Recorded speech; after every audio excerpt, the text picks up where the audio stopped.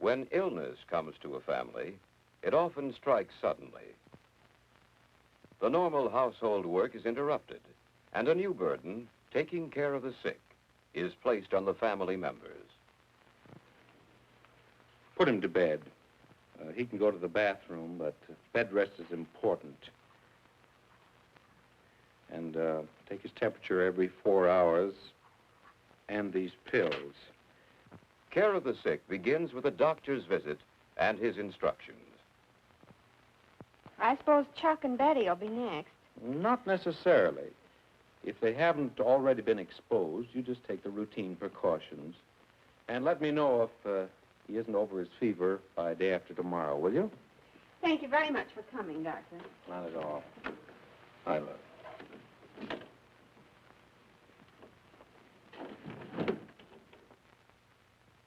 Yes, care begins with the doctor's instructions. They should be noted down, and plans should be made for carrying them out.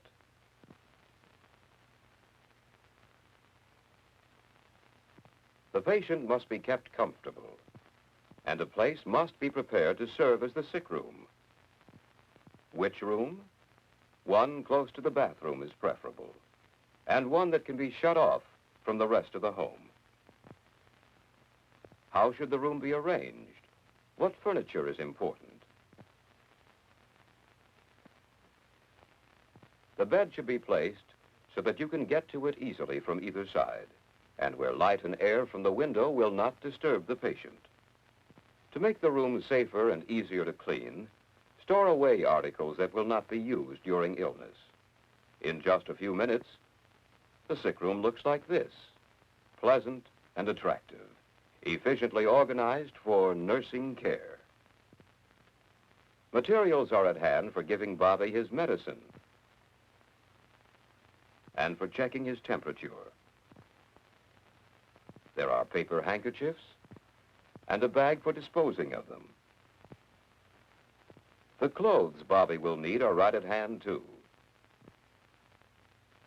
Since Bobby is to be alone, his brother's clothes will have to be moved to a more convenient closet.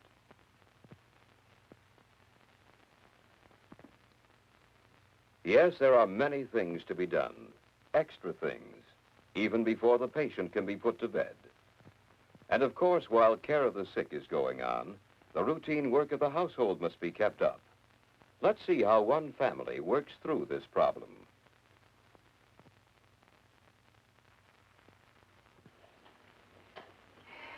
Well, that's done, at least. What time is it?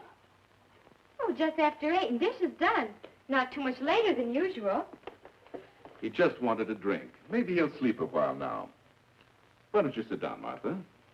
And, Chuck, are you with us? Oh, sure, Dad.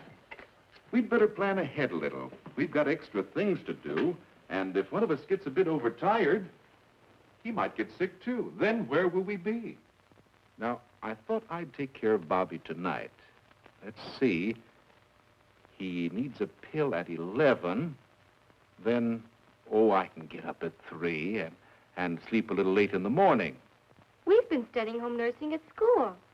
I'll get up and take care of Bobby at 7. Now, Betty, do you think you should? We don't want you to catch anything. I think we'd better share the extra jobs. If you do all the work, Martha, you'll be sick in bed next.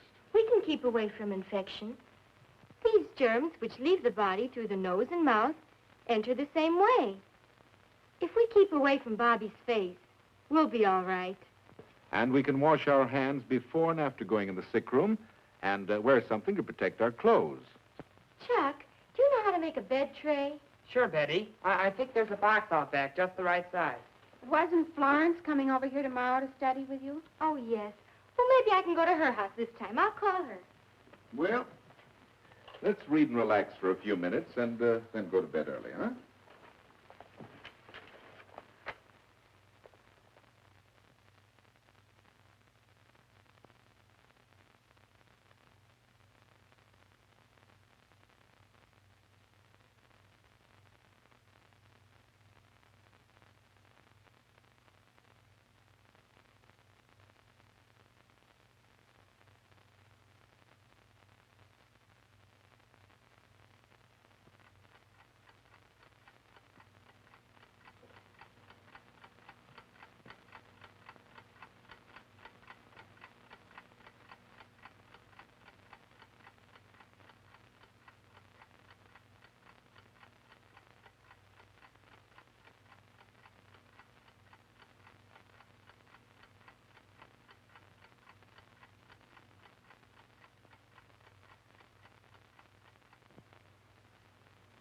There are many extra jobs for everyone in the family, but with cooperation and planning, they are done and done well. Hi, Betty. Hello there. Awake already? Now stay under those covers. Shall we see just what is involved in morning care for Bobby? Temperature first. It should be taken before the patient cools his mouth with water or warms it with hot food. Shake the mercury down below 95. Place the thermometer gently under the tongue to one side. Be sure the patient keeps his lips closed. While you wait for the thermometer to record the patient's temperature, you can take his pulse. Place 3 fingers gently at the base of the thumb. Here you can easily feel the pulse. The number of pulsations per minute is the pulse rate.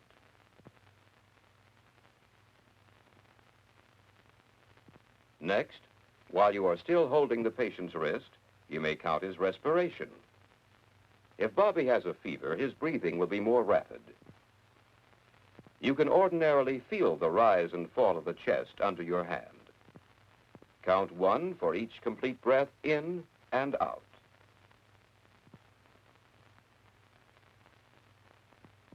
The number of complete breaths per minute is the respiration rate.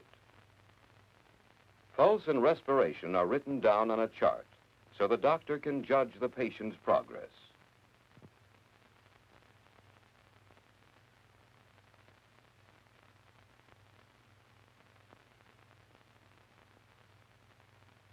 Read the temperature when the patient has had the thermometer in his mouth for at least 5 minutes. Hold the thermometer between your thumb and forefinger. Turn it slowly. Look for the mercury column between the lines and the numbers, 100 and 4/10, or 100.4.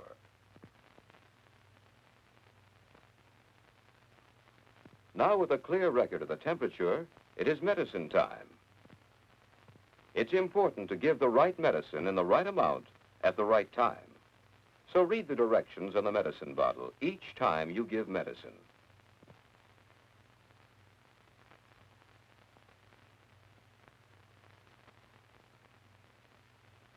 Now a little water, and the pill is gone.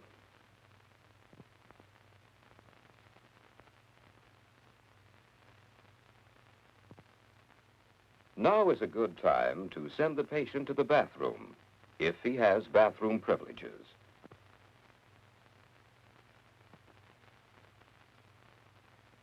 Be sure he's wrapped up warmly. While he's gone, you'll be able to attend to the bed. You'll want to put on fresh sheets if they're needed, or at least straighten and smooth the bed. The bottom sheet is pulled tight with envelope corners.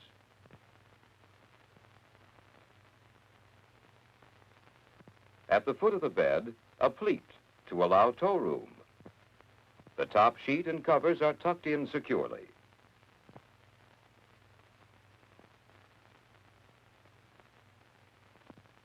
There, the bed's all set and comfortable. But of course, with the patient out of the room, this isn't difficult. Let's suppose for a minute that Bobby has been ordered to stay in bed at all times. Now it is necessary to wash him in bed. The bed is raised so that it is easier for the home nurse to help her patient.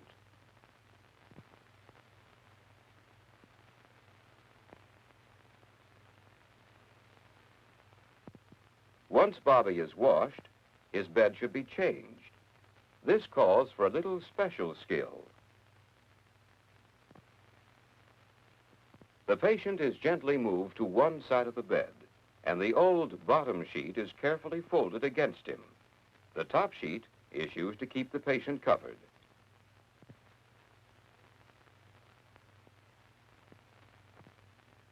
Now, when a fresh sheet has been put in place on this side of the bed and folded down the middle, the patient is turned over so the job can continue on the other side.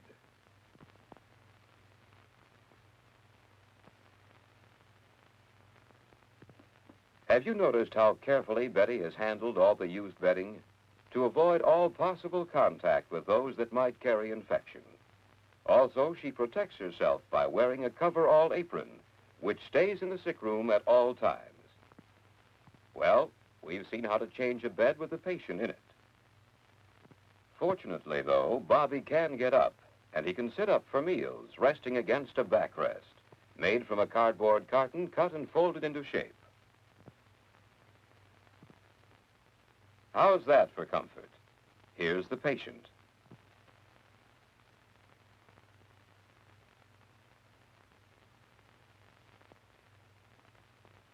Another box makes a footrest to keep Bobby from sliding down off the backrest.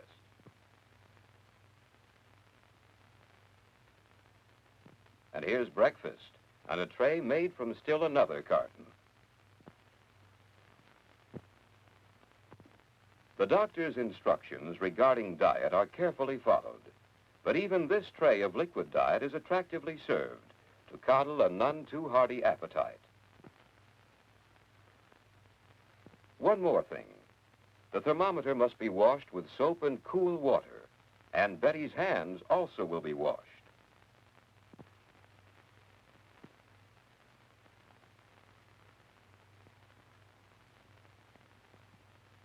Well, with such fine home care, Bobby feels better within just a few days. But the transition from bed to normal activity should not be hurried. So now comes the job of keeping the patient occupied and entertained, but without too much exertion on his part. This job, too, takes family cooperation.